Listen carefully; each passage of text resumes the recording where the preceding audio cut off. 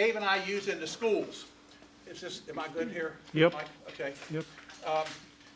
We haven't had a school program in over a year, and so we're thinking about expanding it a little bit because we're going to start again, I guess, next week. Some of the schools want us to come back in, so we're going to do that. This is sort of a test run to see how we do with 5 microscopes. If this works and you're happy and you let me know you're happy and it works out well, even though you're going to be a little crowded, then I'll get some more microscopes so we'll have enough. Our goal is to have enough for like 30 kids in a class. These are the new digital microscopes. Pat and Dave is going to turn around here in a minute and he can help you if you have problems with it. The idea is going to be to let you use the microscopes. There are all kind of amber samples here with all kind of different bugs and stuff in it. And we're going to talk about some of the amber as we go now through this fairly quickly. And I'm going to have to stop every now and then and take a drink because these allergy pills are just driving me out. Yeah, but the ones that work, the doctors say I can't use because I also have a little heart issue. So anyway, this is Brian. I'm giving Brian a plug. He's the Amber man. You all know Brian? I know you know Brian. I know Brian. Okay, you all know Brian. Anyway, he has really helped me out a lot. He knows a lot about amber from the Dominican Republic. And this is him down there, and this is in the background. This is the area. Amber comes from all over the place. Anywhere where you had trees that had a conifer-type tree, not necessarily a pine, but a conifer-type tree that was there a couple of million years ago, coming forward, you're going to have amber. Okay, a lot of people think, well, the sap runs. Let me show you. These are the mines. This is the Dominican Republic mine where Brian goes down and gets his stuff. This is a couple of people to give you a size for it. There's a couple of the guys standing there. And this is one of the miners' camps. And this doesn't look so bad, but look at where they have to go to get down into the mine. Cool, definitely not cool. That is a place I would be very hesitant. I used to do cave exploring. I've been in some deep caves. None of it looks as forbidding as that. Here's some of the amber. The raw amber comes out, and I've got a couple of pieces here I'm going to show you in a minute. This is the Cretaceous Amber mines up in Burma. It's called Miramar. Thank you, Susie. That coffee's kind of gagging me.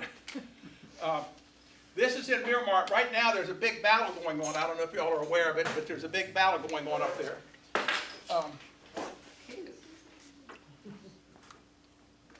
And it's sort of like the diamond, sort of like the blood diamonds. Yeah. Anyway, this is what one of those camps looks like. And here's a few amber facts. Burmese Miramar is between 95 and 100 million years old. Okay, now the longer this resin stays under pressure and heat, not necessarily underground, underwater, wherever there's heat and pressure, turbines keep pumping out. Okay, they outflow. And so the more it outflows, the harder the amber is going to be. So Burmese is usually the hardest. Baltic is 40 to 100. The Dominican amber, the stuff that Brian has, is 20 to 28 million. And the U.S. has anywhere from 50 to 100 million. The U.S. has the biggest spread of aged amber of any single country, okay? Because it's found out in Wyoming, and I've got some here for you to look at. There's Wyoming amber, there's New Jersey amber. There's several different states there. Under UV light, and this is a little UV light. This is a piece of, this is, I think, Dominican. Yeah, this is Dominican amber. The backside, when you look at it, can you all see this? Mm-hmm. Can we kill half some of the lights? Let's see. Yeah, I was going to ask you, wait, not get the marker. Can you get them? Just this one, that's good. That'll be good. Right there, if you want to hit these ones around you. Yeah. Okay, you're all good now? Yeah. Okay. Can you all see this?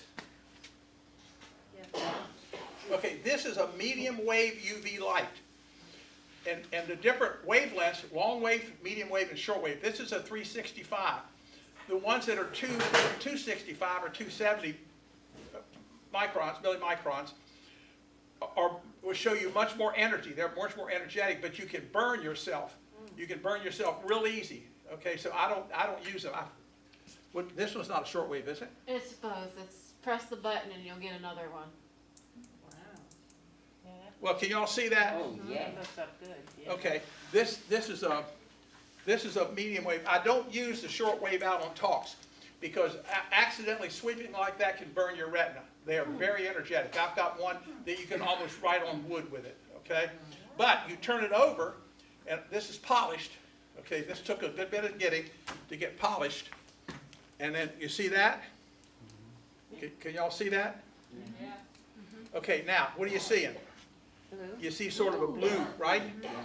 Okay, blue amber you can't see all the way through with blue. You only see the surface blue. And does anybody know why that is? If you turn this over, what do you see now? Oh, wow. Wow. Why do you see yellow? Why not blue? Complementary color. Because the blue only activates the surface. The UV doesn't penetrate into the stone, okay? And this is the difference between the blue amber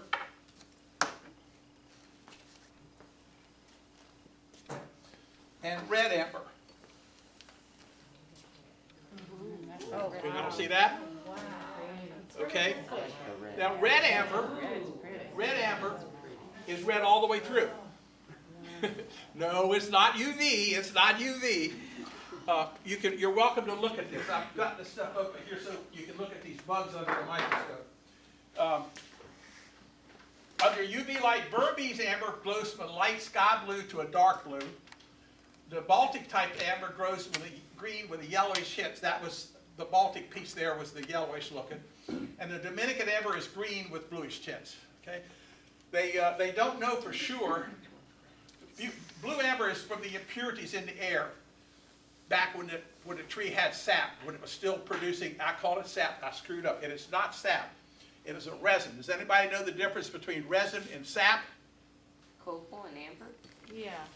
What? Well, the sap is, Never mind, I won't even ask you questions, because I can't, I had hard enough hearing without that mask on. And Warren, I would swear I could hear you anywhere, but not with that mask on. come as bad as Okay, no, what it is the impurities, when you had a forest fire burning, they believe that some of the hydrocarbons got into the resin as it was coming out of the trees. That's why some you'll see it and some you won't, okay? The red is also from impurities in the air, but they don't know what for sure. No one knows for sure what causes the red. I would suspect possibly dust clouds or something like that. Maybe okay? volcanic? Because remember, even though this was swampy areas and stuff like that, you still had dust. You had big forms of dust. Black amber is not really amber. Anybody know what black amber? I said it here, didn't I? Jet. Black amber is really jet. Okay, I've had a lot of people say, well, look here, here's some black amber. I said, it's not amber. It's a nice stone, but it's not amber. It's jet. Okay? Is it heavier than amber if it's jet? No, it's actually lighter. Okay. It's actually slightly lighter. It's very close. The samples I have at least. Okay, here's another thing. I'm going to show you in a second about testing amber with the water, okay? A piece of amber that's real amber can test fake. And why is that? Why? It's buoyancy. Do y'all know anything about buoyancy? Remember, I'm a physics guy, okay? Remember, you gotta straighten me out if I get in too deep, because I sometimes get in deep. It has to do with the displacement, with the buoyancy of the amber. If you get a piece of amber, and I have a sample here, but I tried to find it. It must be in my other big box at home. It has a rock in it. The amber, the resin, went right around a little small rock about the size of the end of your thumb. And I know that that's real amber. I can do the UV test on it, and I can do the scratch test. But it sinks in salt water, and amber doesn't sink. Are we going to talk about that yet? I don't know. Water. Anyway, All amber sinks in what? fresh water. You guys will have to speak up. I can't hear you. I said you have to salt the water, yes? Yes, here is water. Here's water. I might as well show you now. And here is a piece of amber. This is real amber.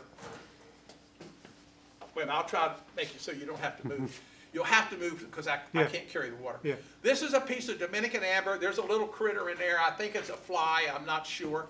But anyway, this is real amber. This is positive amber. Can you see it? Okay, also look this way. Where do you see it? Do you see the blue down in there? Yeah. No, you don't. If you see it, then it's not amber. Okay, look at the blue on the front. Yeah, that's Okay, now look at this. sideways.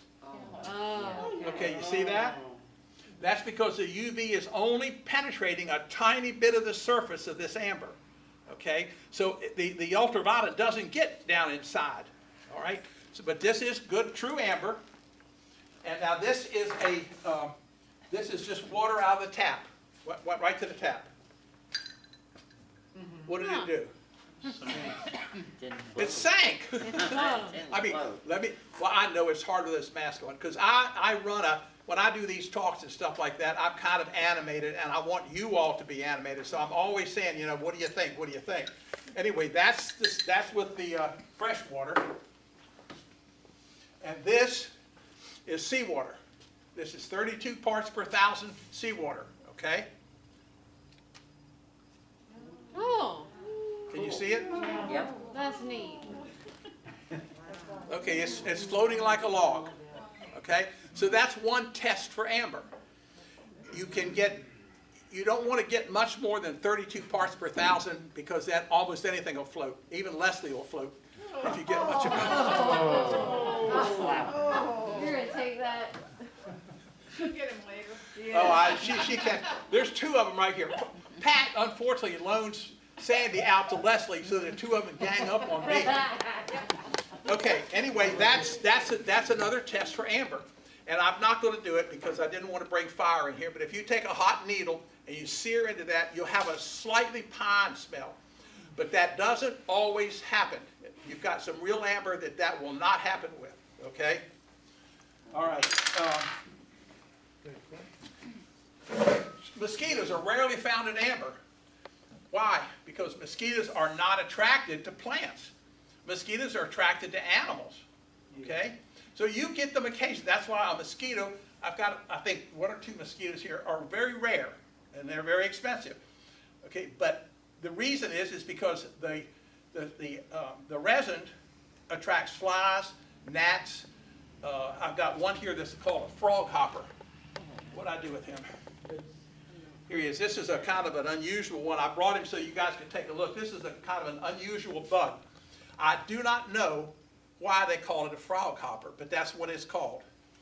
And I want you to, if you get a chance to look at this one under the microscope, you're going to look it up, aren't you?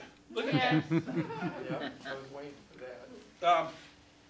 Okay, but anyway, I have people tell me, well, how come we don't see any of the, Florida has amber, okay, not true amber. Florida has a fake amber, and I've been trying to get a piece of it, but it's not fake, it's just not amber. Okay, it looks like amber, but it's really not. It's really just tree sap from some of these conifers that were growing offshore here, a couple 100,000 years ago.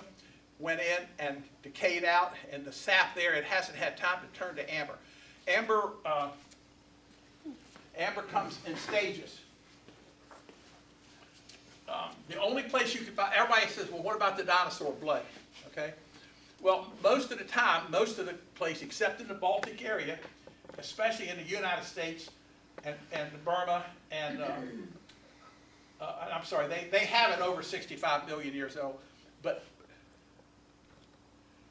anyway, mosquitoes are rarely found because they're not attracted to plants. But flies, there's a leaf hopper in here. There's a couple other really kind of cool bugs that I'm going to let you look at. That's right. So if amber had to be over 65 million years just to possibly have dinosaur blood in a mosquito, but you just don't find many mosquitoes. This is how amber's formed. This is a modern conifer, pine tree sap. There's a difference between the tree sap and the tree resin. Does anybody know what that is? The tree sap is like blood that's pumping through the tree constantly, okay? The tree resin is when that sap think of it like maple syrup. And all of a sudden you take maple syrup out and you sort of drop some of the water off of the sap from the maple tree, and what do you get? Syrup. Sugar, maple sugar. Okay, well that's sort of what happens with this resin. The tree has the sap, it's pumping back and forth, and then something happens, the tree gets a whack, and the resin comes out and it starts evaporating. The fluids, the liquid, the water, I'm going to call it water, it's not just water, evaporates out, and it leaves the resin. Okay, and believe it or not, it's a plastic. This is amber is a form of a plastic. It could be considered, it's, I can't remember the whole name, but it's a poly da-da-da-da-da something, okay, which is amber. And this is a piece of amber.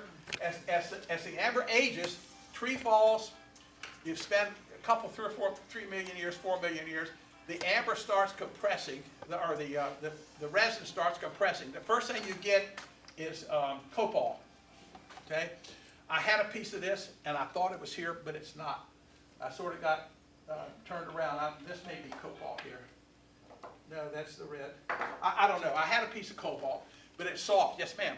Will copal float in salt water? No. No? Well, it depends on how far along it is, okay?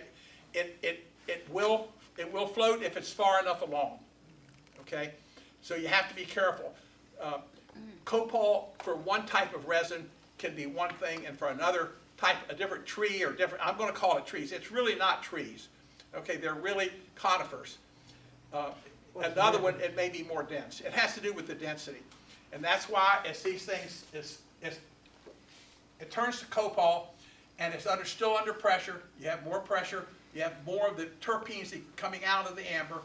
And then as it goes, it becomes amber, and with the loss of more terpenes at some point, okay, are you all familiar with how the different scratch tests on the amber and stuff? Some of the amber is very hard, and some of the amber is very soft. My test, the test that I use, I can't tell the difference. I can't tell the difference between Dominican amber and Baltic amber, or U.S. amber. There's some of both here, but it has to do with the testing. Okay, but now we come into amber. This is a real piece of amber. This is an antique. I don't know what happened to it. Yeah, I have it in my You have it? box. Way to go, Les. Anything that's cute, that's appealing like that leaves me and goes to her. Almost as soon as I do the class, she says, "Oh, you don't need that anymore." Chook, it's gone. Okay, now this is something else that's interesting. Here's the UV light. I should have, I just didn't think of it. Pat, is this the one? No, it's the one on the case here. Oh, okay. Okay, this is not quite as strong as I would like to have it. I'm sorry to be moving around on It's you. I okay, should have man. set it up a little differently. Can you all see this? No? Okay, well, I'm going to leave it up here, and I want you to look at it, because this is showing you how the amber, how the resin, actually it was sap when it came out of the tree, how the sap came out in the different flows. There's actually 3 different flows here, and if you measure these, the 3 different flows are about 100,000 years apart. Okay? Wow. See, there's 3 different things here. You can see it better if I took it out of this case. But, How did that happen, Mark? what's that? How did that happen? How did that happen? What probably happened, what I think happened, and I've gotten in a debate, some of the 50-year experienced amber people are arguing with me. What I think happened is, I think that the tree originally had a sap flow, okay? That's this first one. And on this, that's this flow right here. Okay, then I think that something happened to the tree, Old or the age. thing, and it fell down, and it fell right under another tree. Okay, and that sap flowed. It's just like this one lizard skin, where they've got the one piece of lizard skin here, and another piece of lizard skin, the same piece back here on another separate, completely separate piece of amber. Okay, and then, so then that happened, and then apparently that thing, it set in that underwater, it set in something, I don't know what it set in, but it set in long enough that it got this third flow up here. And I did this, and this is showing you the backside right there. And see, you see the blue on this, but not back here. That's because the light's coming from behind. So I don't know, I'm not enough of an expert to tell you exactly how it happened, but it did happen. And if you see the little scratches on here where I screwed up this piece, which is very sad because these are really hard to come by, you can see where I was trying to test the hardness to see, and I can't tell the difference. Anyway, if you're interested in looking at that, I'll put this over here too.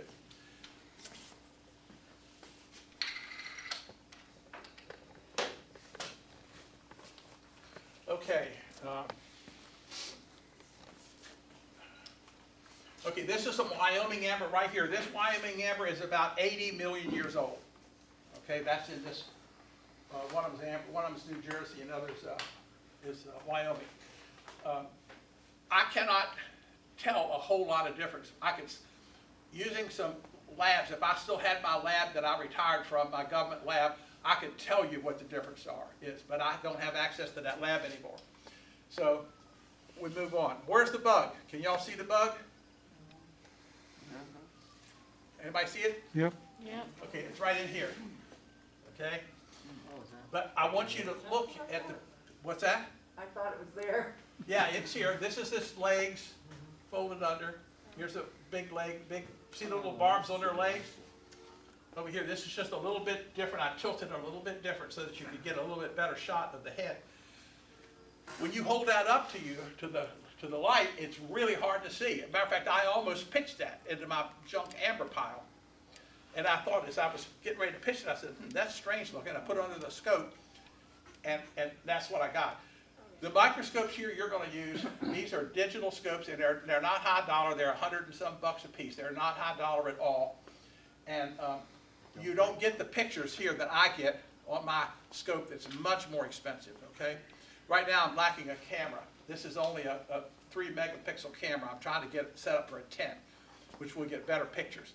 But this is what you need to be able to look at. The other thing I was thinking about doing, and I didn't do it, was bringing handheld lens, because we're going to be doing that, I guess, with the schools. We're going to be using magnifying glasses, okay, because you can see this with a magnifying glass. The problem we have is when we were using the optical microscopes, we'd have a class of 30 kids, or the last one, we did one up in Georgia here a few months ago, and the kids got pushed out of the way by the adults, you know. The kids were there, we set the scopes up optical, you know, only one kid at a time could look. And we look around, and all of a sudden all the kids are standing around in a corner, and here all the adults took over the scopes, okay?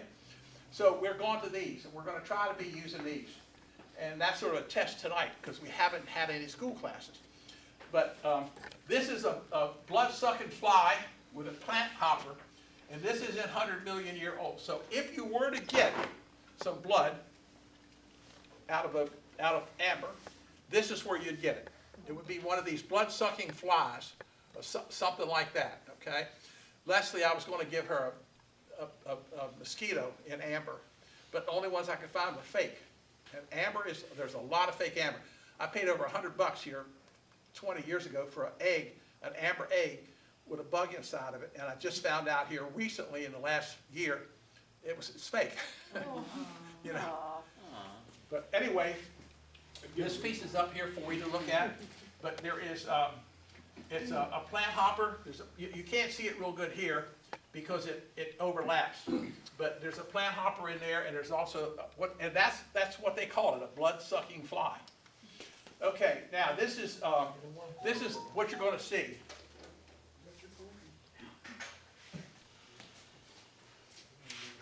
Okay, look right here and right here. Follow those bubbles. You see them moving?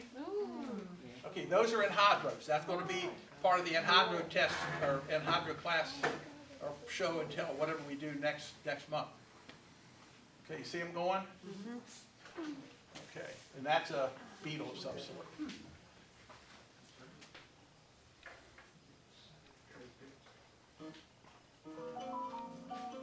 This is one that Brian was harassing me. So this is one he sent me. He said, use this one. He says, yours suck. See here, can y'all see the ant? See it moving? See this right here? Watch up in here. Watch here.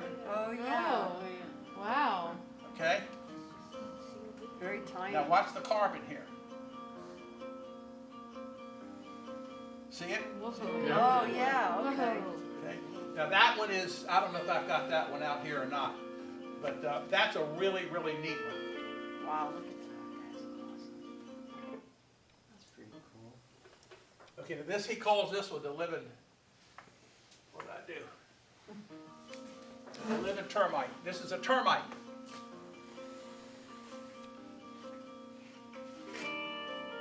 Okay, watch the bubbles. Whoa. See them? See the bubbles up there? This is being turned. He's got a little device that you can turn it, and the the camera follows it. You see the bubble here? Yep, Here? See how it looks like it's breathing? yep. All he's doing is tilting it just a little bit like this. See all the bubbles up in here? That's called the living termite. That's his name for it. What have I done here? Creepy weird. Okay, now this one is interesting.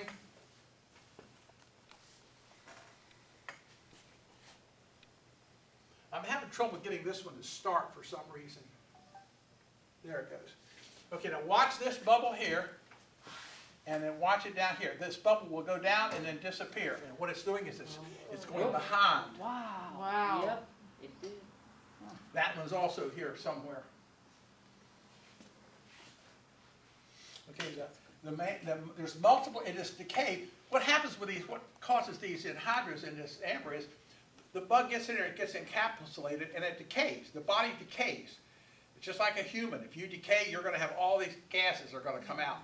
And what happens is it got multiple head bubbles, and the main body is this one big liquid bubble here, and with floating bits of carbon in there. And then there's this one over here on the side is a single bubble that I can't explain where it came from because it's not attached to any of the body parts.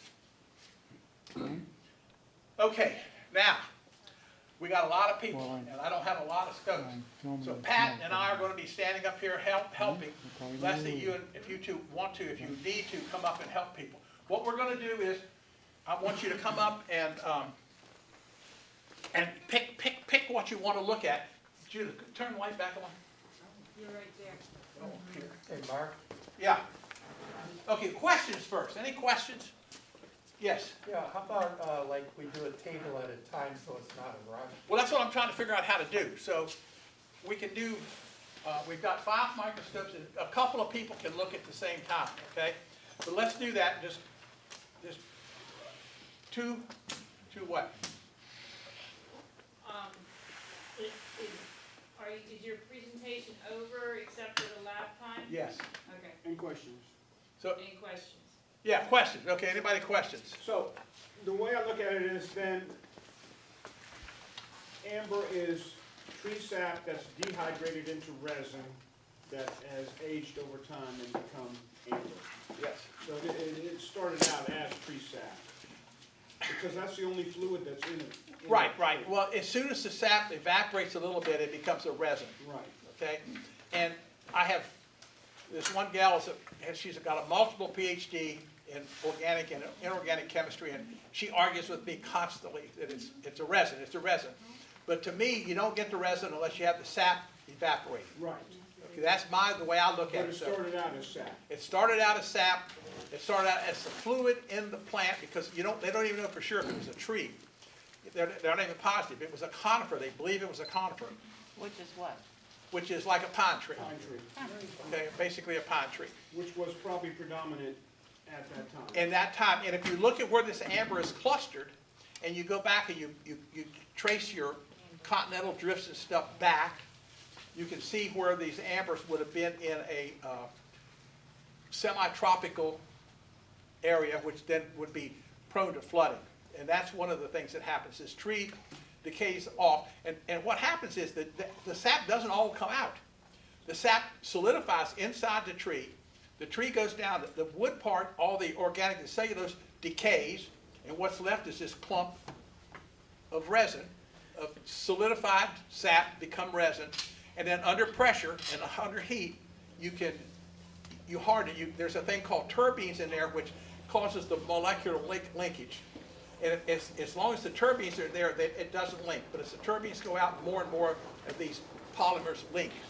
Now, if you have some of the yellow, and I think it's copal, can you see inside of it enough to see if there's anything in it? Yes, I have done that with a couple of pieces of Piece about copal. that big? What's that? Piece about that big? Well, it depends on how depends on how clear it is. I have some people bring me some amber that Ralph had a piece of it that's got a lot of bubbles and stuff in it. I've got a lot of junk amber that has a lot of bubbles in it. I've got one I've been working on for 6 months because there is a spectacular beetle, a very rare beetle, right below the surface. But I can't get the bubbles cleaned up enough. and I'm not gonna heat it. You can do that by heating it. There's techniques to treat this amber. You can do all kind of things to the amber, okay? But true, real, natural amber is not easy to come by. Real good stuff. Yes, ma'am. So, Pull your mask down. I can't.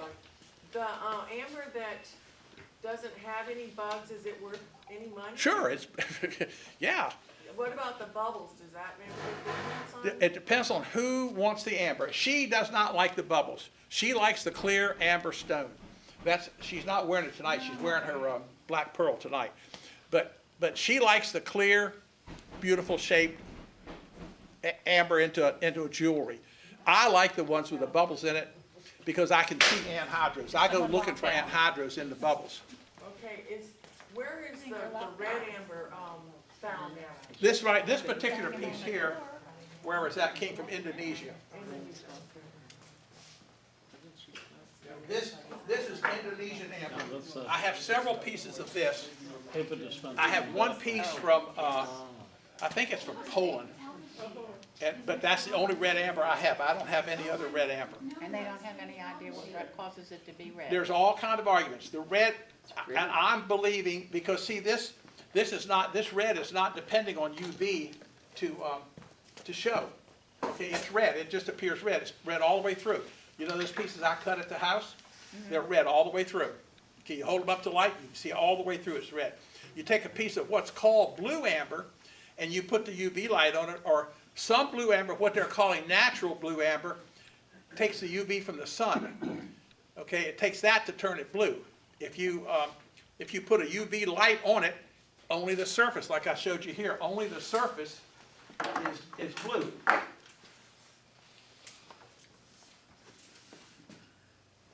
Okay, here's a piece that was that's blue. See the blue?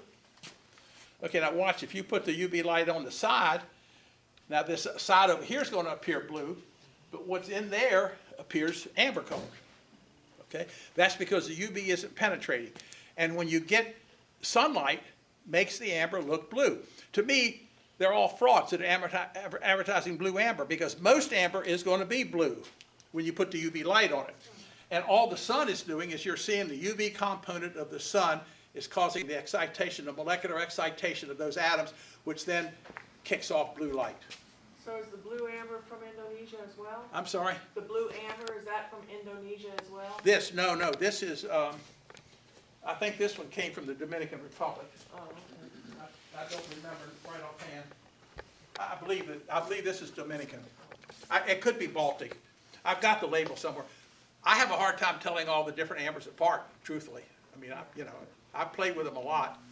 She confines me to one little tiny place about half the size of that table. Hey, that's only the right thing. Her quilting has got to have plenty of space. So my stuff keeps going out and out and out and out.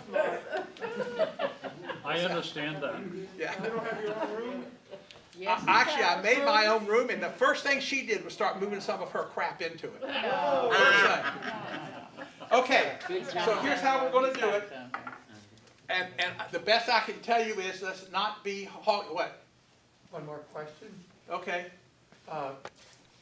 You stated that the one triple flow amber piece, there was a difference of 100,000 years between one flow and the other. No. Possibly. I'm saying possibly. Okay. I do not know. I know that the hardness of it indicates that the terpenes in that early stages, it's not up there. The early stage of that terpene, from what I can see, from what I can measure, it's much harder. Much harder. Okay, which means that the terpenes have had time to come in. Amber won't form. Amber takes at least a couple of million years to form. Okay, so I don't know that for a fact. All I can do is I see this is one flow. This is another flow that was, because of the hardness, was much later. And then here's a third flow, and it's so close to the second flow I can't really tell. I'm guessing. Pure guessing on my part. Well, then it's not from the same, it's not from the same tree. What? It's not from the same tree. It's probably not. Well, probably not, because Yeah, it would it's have to probably be a not. 100,000-year-old Right. tree. Right. Yeah, exactly. Well, okay, if anybody's interested, how old is that piece that Jerry Johnson gave me? Yeah, but that was in a 150,000. I have a piece of wood about this big around, about this long. I used to run a nuclear lab for the Department of Defense. To keep me there, they let me play, helping other government agencies and schools and stuff like that. And I was doing some work with William and Mary, and Jerry Johnson's head of geology, and he says, I got something for you. Tell me how much carbon-14 is in this piece of wood. That's no game. That's easy. Okay. There isn't any. There wasn't any. And I had him run it 3 or 4 times. I said, Jerry, what the hell did you get this? I said, there's no carbon-14 in it. He says, ah, ha, ha. He said, I just was testing you. He said, that came from a swamp just outside of Norfolk, Virginia. And he said it was about 100 and some feet below sea level. It was a dry sand bed. And he said, that is 145 to 150,000-year-old wood. Okay, and it had no carbon-14 in it. I got pissed at him, to tell you the truth. Well, I'm sorry. I'll edit it out. Okay, that is not a fair thing to do to me. You're putting me on the spot. We did a lot of unique science stuff, okay? And that was one of them that got me. But I've got that. If anybody's interested, one of the meetings, I'll bring it in. It's about that big around, and it's almost powdery. As a matter of fact, I'm trying right now to figure out I'm talking to your buddy out in Colorado, John and Tracy. I'm talking to them on how to stabilize it. Because I stabilized some stuff here for Roberta, she's here somewhere, Roberta, well, there you are, a while back, to keep it from outgassing, to keep the copper, what's it called? Tell me again. It's the copper salt, it's CuSO4.5H2O. That's the crystal, okay, and it's toxic. Well, to keep it from outgassing on her, we stabilized it with a Krylon. Okay, You didn't use boot bar? What's that? Boot bar? That's usually what they use for fossils to keep them from crumbling. I can't. Something else. Boot bar. No, this is PB 100 or something? yeah, it's PB 100. It's made. It's custom built for a couple we know out in Idaho. We use in Colorado. We use a lot of it. Dave uses a lot. He's like eats this stuff. I swear he must eat It's gonna be it. a fossil. I mean, I'll give him 10 pounds of this stuff, and a week later he doesn't have any. He's got any more, you know. But we're about to put the Spinosaurus jaw that he's made.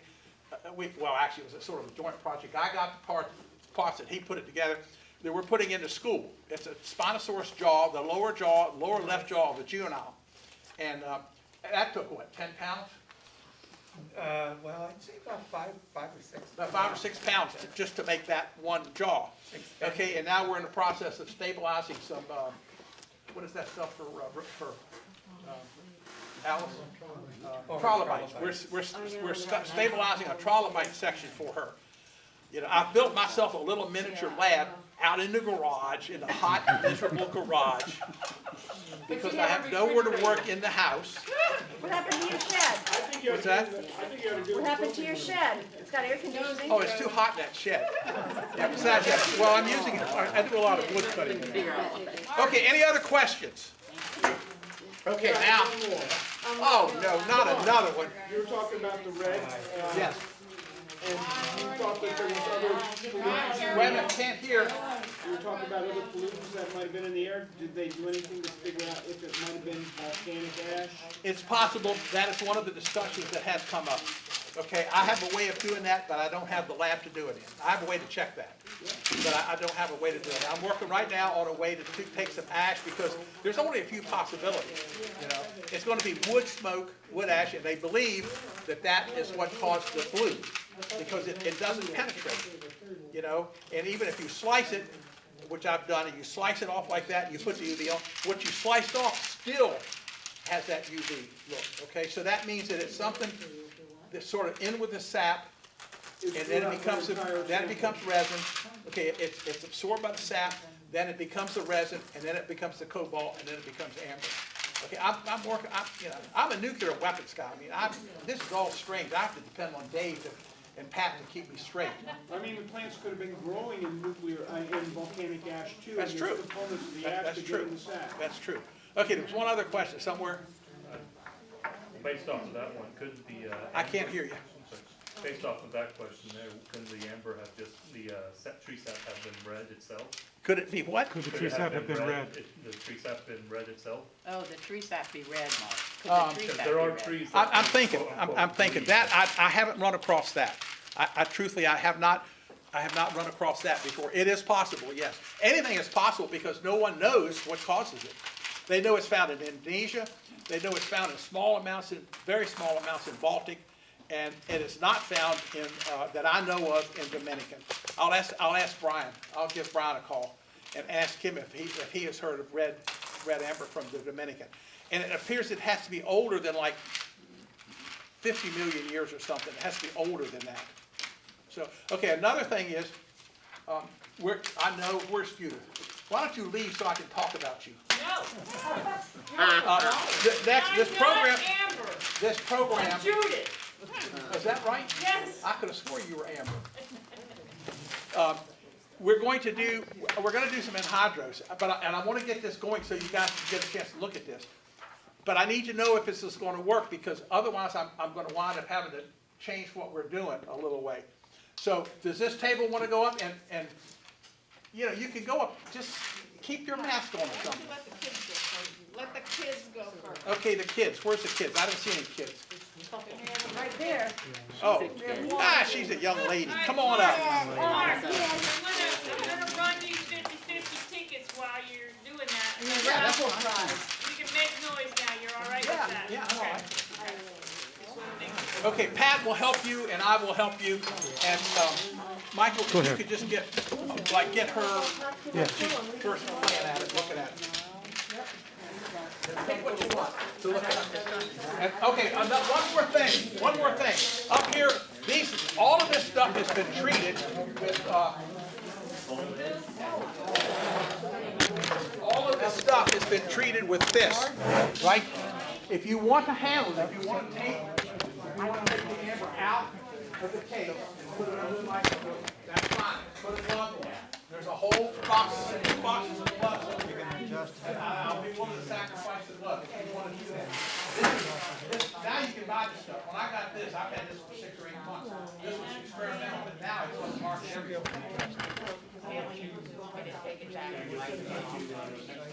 If they're wearing, they don't handle it, they're going to glove. Okay? Go ahead. I'm gonna call 50-50 number. Who wants to come up? Anybody here?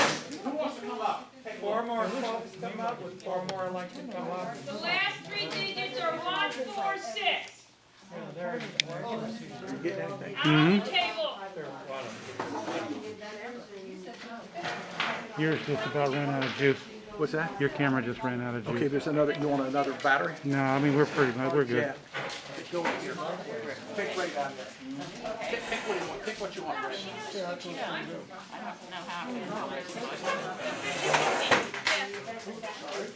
All right, next number. 093. Right here. So you there? All right, we're out of the table.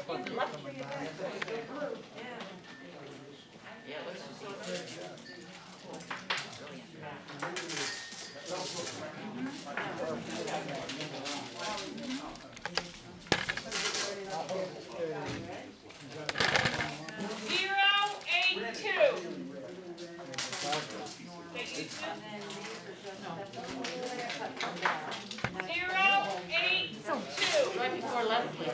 Methane. 082. Gas in there, methane. It's methane.